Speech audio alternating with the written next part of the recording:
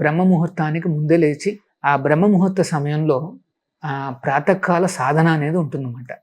ఇది ఆచార్యుల వారు ఇచ్చిన ప్రవేశపెట్టినది అన్నమాట. ఇది ఏం చేస్తారు సార్? సో బ్రహ్మ ముహూర్తం అనేది ఎప్పుడు వస్తుందంటే సూర్యోదయానికి 96 మినిట్స్ ముందు వస్తుందన్నమాట. ఒక ముహూర్తము అంటే 48 నిమిషాలు.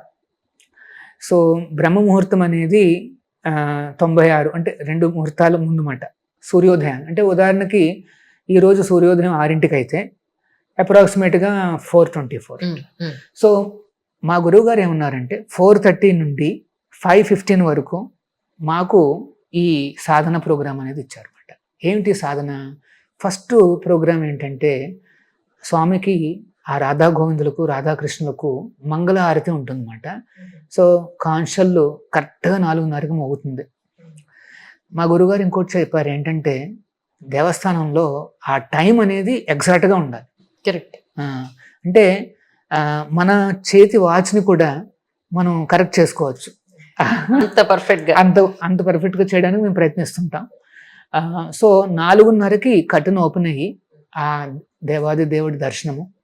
ఫస్ట్ మేము ఆచార్యుల వారికి ప్రార్థనలు సమర్పించి కీర్తనలతో ఆ రాధా కృష్ణుని మేము కొలిచి ఆ తర్వాత నరసింహస్వామి పూజ చేస్తామన్నమాట. ప్రతి హరే కృష్ణ దేవస్థానంలో ఈ లక్ష్మీ నరసింహ ఉపాసన అనేది మాకు మార్నింగ్లో ఈ సాధనలో భాగం అన్నమాట. అంటే చాలా మంది ఏమనుకుంటారంటే హరే కృష్ణ అంటే వీళ్ళు కృష్ణుడే అనేసి. నేను అక్కడికే వస్తున్నా. లక్ష్మీ నరసింహను ఉపాసించకుండా మాది రోజు గడవదు. ఆయన ఉపాసన పూర్తి కాగానే తర్వాత భగవంతుడి యొక్క భక్తులను కూడా ఉపాసిస్తాం మేము. ఉదాహరణకి తులసి. ప్రతిరోజు కూడా తులసి అంటే ఆ ప్లాంట్ ఉంటుంది కదా, తులసి ప్లాంట్ అన్నమాట. She's an incarnation of a great devotee అన్నమాట. సో ఆమెను మేము పూజ చేస్తాం. తులసి చుట్టూ 3 సార్లు ప్రదక్షిణ చేస్తాం. చేసిన తర్వాత ఆచార్య పూజ కూడా ఉంటుంది. అది అయిన తర్వాత 5:15 నుండి 7:15కి 2 గంటల పాటు మేము హరే కృష్ణ ఈ మెడిటేషన్ చేస్తాం అన్నమాట. భక్తులందరూ కూడా దేవస్థానంలోనే అక్కడ కూర్చొని హరే కృష్ణ కృష్ణ కృష్ణ హరే హరే హరే రామ రామ రామ హరే హరే హరే కృష్ణ కృష్ణ కృష్ణ హరే హరే హరే రామ రామ రామ హరే హరే అని చెప్పి మందరంగా వినాలన్నమాట. ఈ మెడిటేషన్లో సీక్రెట్ ఏమిటంటే వినడం. ఆ శబ్దం కనుక ఈ చెవి ఈ కర్ణాల ద్వారా మన హృదయానికి చేరుకుంటే that's it. There will be big transformation అన్నమాట. మన జీవితంలో చాలా ట్రాన్స్ఫర్మేషన్ వస్తుందన్నమాట. సో మేము 2 గంటల పాటు ఆ హరినామంలో లీనమైపోతాం. అది పూర్తి కాగానే వేదాంతం పైన ఒక క్లాస్ ఉంటుంది. వేదాంతం పైన కమెంటరీ శ్రీమద్ భాగవతం అంటారు. ఆ శ్రీమద్ భాగవతంలో మేము ఒక్కొక్క శ్లోకం తీసుకుంటాం. అంటే రోజుకు ఒక స్పీకర్ ఎవరు ఉంటారు, ఆ శ్లోకాన్ని తీసుకుని అందరూ కూడా ఆ శ్లోకాన్ని ఫస్ట్ దాన్ని వాళ్ళు రిసైట్ చేస్తారన్నమాట. చేసిన తర్వాత ఒక 40 నిమిషాల పాటు ఆ వక్త ఒక్క శ్లోకం పైన చెప్తాడనమాట. ఎట్లా నేర్చుకోవచ్చు, దీన్ని ఎట్లా మనం వర్తించవచ్చు, అమలుపరచవచ్చు, అట్లా ఆయన తన యొక్క రియలైజేషన్ చెప్తాడనమాట. ఎందుకంటే ఆ వక్త కాస్త సీనియర్ డివోటీ అయి ఉంటాడు అనమాట, మంచి సీనియర్ అయి ఉంటాడు. సో ఆ రకంగా మేము ఆ క్లాస్ పూర్తి కాగానే అల్పాహారం తీసుకుంటాం 9ంటికి.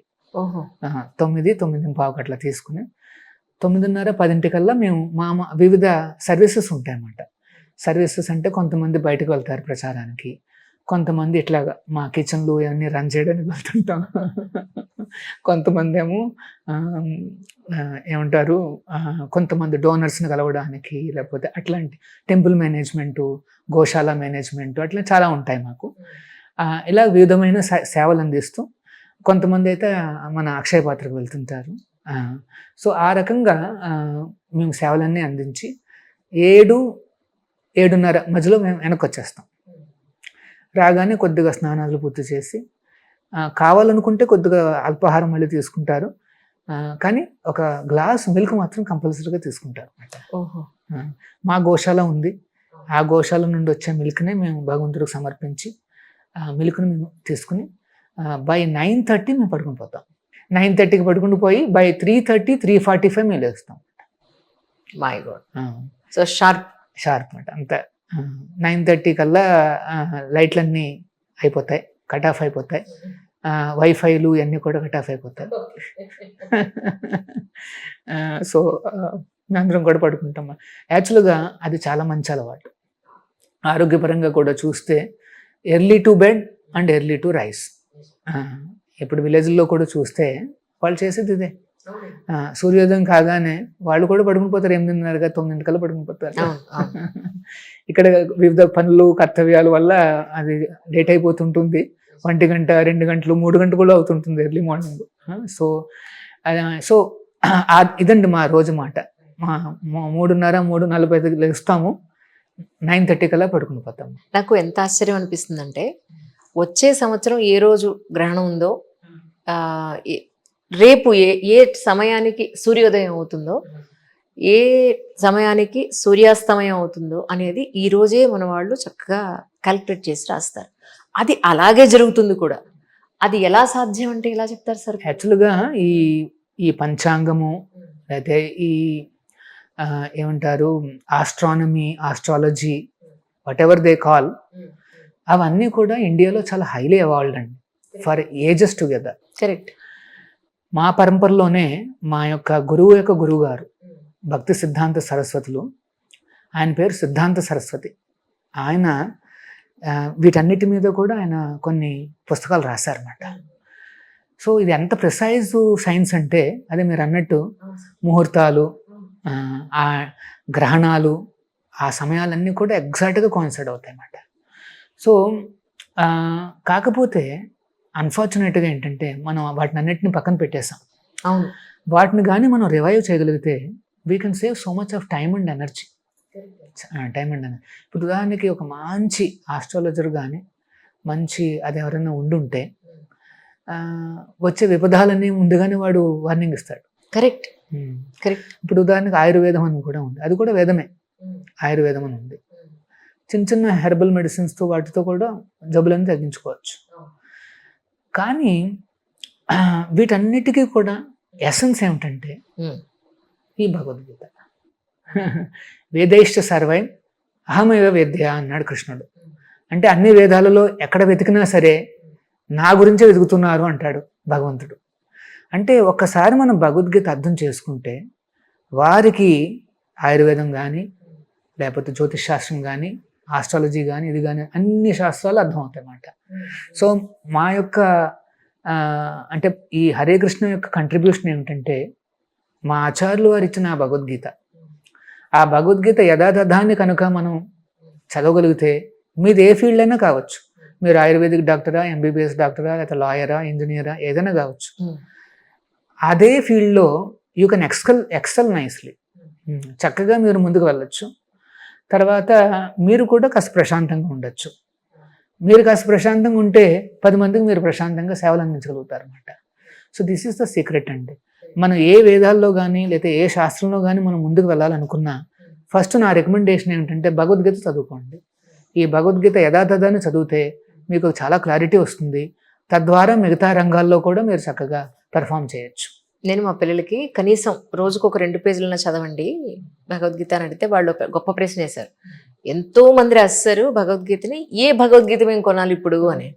సో నాకే అర్థం కాలే. అవును కదా, ఈ ప్రశ్న ఒకటి ఉంది, అడుగుదాం అనుకున్నాను. మంచి ప్రశ్న, చాలా ఇంటెలిజెంట్ ప్రశ్న. ఇప్పుడు చూస్తే మనం అప్రాక్సిమేట్లీ ఒక 1200 అట్లా ఉంటాయి ఎడిషన్స్ అండి. ఒక్కొక్కరు ఒక్కొక్క దృక్కోణంలో రాసినట్టుగా మనం చూస్తుంటాం. ఒక డాక్టర్ ఏం రాశాడు అంటే కృష్ణుడిని ఒక డాక్టర్ కింద చూపిస్తూ, అర్జునుడిని పేషెంట్ కింద చూపిస్తూ.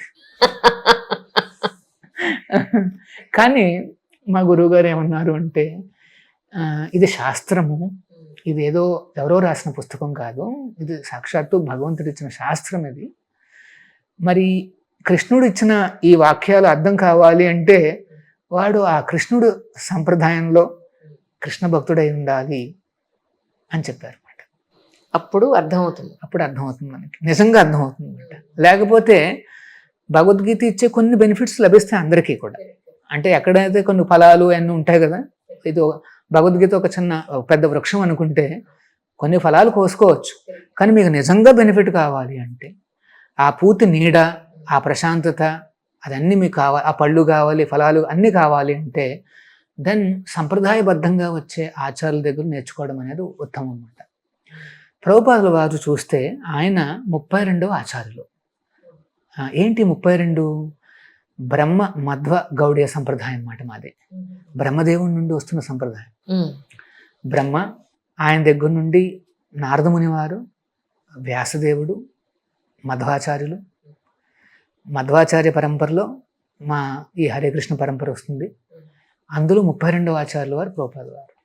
బ్రహ్మదేవుడు ఒకటైతే ప్రభుపాదుల వారు 32. మరి బ్రహ్మదేవుడికి ఎవరు చెప్పారు? సాక్షాత్తు ఆ శ్రీకృష్ణుడు, ఆ నారాయణుడే. సో ఈ సంప్రదాయంలో వస్తున్న ఆచార్యులు కనుక, ఆయన భగవంతుడు భక్తుడు కనుక, కృష్ణుడు కూడా ఏమంటాడంటే భగవద్గీతలో, అర్జున నీకు నేను ఎందుకు చెప్తున్నాను ఈ భగవద్గీత అంటే, భక్తోసి ప్రియోసి మే, నువ్వు నాకు చాలా ప్రియమైన సఖుడివి మరియు భక్తుడివి, నీకు అందుకుని నీకు చెప్తున్నా అని చెప్తాడు అనమాట. చివరిలో మళ్ళీ ఏం చెప్తాడంటే శ్రీకృష్ణుడు, ఈ జ్ఞానము నా భక్తుడికి కాకపోతే అర్థం కాదని చెప్తాడు. అందుకనే ఈ భగవద్గీత చదవాలి అంటే ఒక్క చిన్న కండిషన్ ఉంది. ఏంటి? అట్లీస్ట్ థియరిటికల్గా ఆ శ్రీకృష్ణుడే భగవంతుడు, దేవాది దేవుడు అన్న నమ్మకంతో చదివితే చాలు, అర్థమైపోతుంది. రైట్. ఆ నమ్మకం లేకపోతే, అంటే అదే కృష్ణుడు ఏదో డాక్టరు లేదా కృష్ణుడు ఏదో ఇది అనుకుంటే అవ్వదు. ఆయన దేవాది దేవుడు, భగవంతుడు అనేసి జస్ట్ థియరిటికల్గా మనం ఒప్పుకుని ముందుకు వెళ్తే ఈ జర్నీలో తేలికవుతుంది. ఫార్చునేట్గా మా ఆచార్యులు వారు సంస్కృతంలో ఉండే భగవద్గీతను ఇప్పుడు తెలుగులో కూడా, ఇంగ్లీష్లో, ఈ లాంగ్వేజెస్లో లభిస్తోంది. 84 లాంగ్వేజెస్లో ఉన్నాయండి ఈ భగవద్గీత. బ్రెయిలీ లిపిలో కూడా ఉందండి. అంటే అందులో కూడా మనం ఈ భగవద్గీత అనేది లభిస్తాం. ఇక్కడ మన టెంపుల్లో పెట్టినట్టున్నారు కదండి. నేను అసలు అవన్నీ కవర్ చేద్దాం అనుకున్నాను సార్. నిజంగా మీరేమో అక్కడ చేయడం లేదు, మీరు ఇక్కడ చేస్తున్నాం. You're welcome. ఆ బ్రెయిలీ బుక్స్ కూడా కొంతమంది నేర్చుకుంటున్నారండి ఇప్పుడు Bhagavad Gita. They are enjoying. Correct. కానీ ఈ ఆధ్యాత్మిక మార్గంలో వెళ్ళాలి అని అనుకునే వాళ్ళకి గురువు అని ఎలా చూస్ చేసుకోవాలి అసలు? అది సో నేను చెప్తున్నట్టుగా మీరు చూడాల్సింది ఏంటంటే, ఈ గురువులకు ఇంకొక గురువు ఉన్నారా లేదా, అది ఫస్ట్ ప్రశ్న. అంటే ఒక గురువు దగ్గర నేర్చుకున్నాడు, మరి ఆ గురువుకి ఇంకొక గురువు ఉన్నాడా? ఓహో, పరంపర. ఆ గురు పరంపర ఎక్కడి నుండి? సాక్షాత్తు ఆ దేవుడి నుండే ప్రారంభమై ఉండాలి. భగవంతుడు, నేను చెప్పాను కదండి, ఈ ప్రపంచం నుండి దూరంగా ఏదో ఎలూఫ్గా లేడు. అంటే అదేదో this is a forbidden place అని కాదు. ఈ ప్రపంచంలో ఈ జ్ఞానాన్ని బోధించడానికి ఆయన పరంపరలు ప్రారంభించాడు. భగవంతుడే ఈ జ్ఞానాన్ని పంపించాడు మన వాళ్ళకి చేరడానికి. సో ఇలాగా అనాదిగా కాస్త పురాతనంగా వస్తున్న సంప్రదాయాల్లో మనం నేర్చుకుంటే అడ్వాంటేజ్ ఏమిటంటే, ఈ కాలానికి వీటన్నిటికీ తట్టుకుని ఇవన్నీ సర్వైవ్ అయినాయి. లక్షలాది సంవత్సరాలు, వేలాది సంవత్సరాలు ఇవన్నీ సర్వైవ్ అయినాయి అన్నమాట. సో మనకు కూడా ఏంటంటే అట్లాంటి కండెన్స్డ్ ఎక్స్పీరియన్స్ మనకు లభిస్తుంది అన్నమాట. ఆ విజ్డమ్ అనేది మళ్ళీ మనం ఎక్స్పెరిమెంట్ చేయాల్సిన అవసరం లేదు. Already experimented, finalised, decided. మనం జస్ట్ తినడమే, ఒలిచిపెట్టినట్టుగా తినడమే అంతే అన్నమాట. సో అందుకనే ఐ ఆల్వేస్ రికమెండ్, మీరు ఎవరైనా ఒక గురువు, నేను గురువుని ఎవరైనా వస్తే జస్ట్ అడగండి మీ గురువులు ఎవరు అనేసి. ఇప్పుడు ఎవరైనా వచ్చి నేను ఎంబీబీఎస్, నాకు ఆపరేషన్ నేను బాగా చేస్తాను, హార్ట్ ఆపరేషను రండి అని అడిగారు అనుకోండి, మనం అంటే జనరల్గా ఏం చేస్తాం, కొద్దిగా చెక్ చేస్తాం ఆయన ఏ కాలేజ్, అవును, ఏ హాస్పిటల్ ఎన్ని ఆపరేషన్స్ చేశారు, సక్సెస్ రేట్ ఏమిటి అనేసి వాడు చెప్తాడు అనమాట. నేను ఫలానా ఎయిమ్స్ లేకపోతే హార్వర్డ్ లేకపోతే స్టాన్ఫర్డ్ అని చెప్తే, అబ్బో అంత పెద్ద గురువుల నుండి నేర్చుకున్నాడు, మంచోడు అనేసి మనకు నమ్మకం వస్తుంది.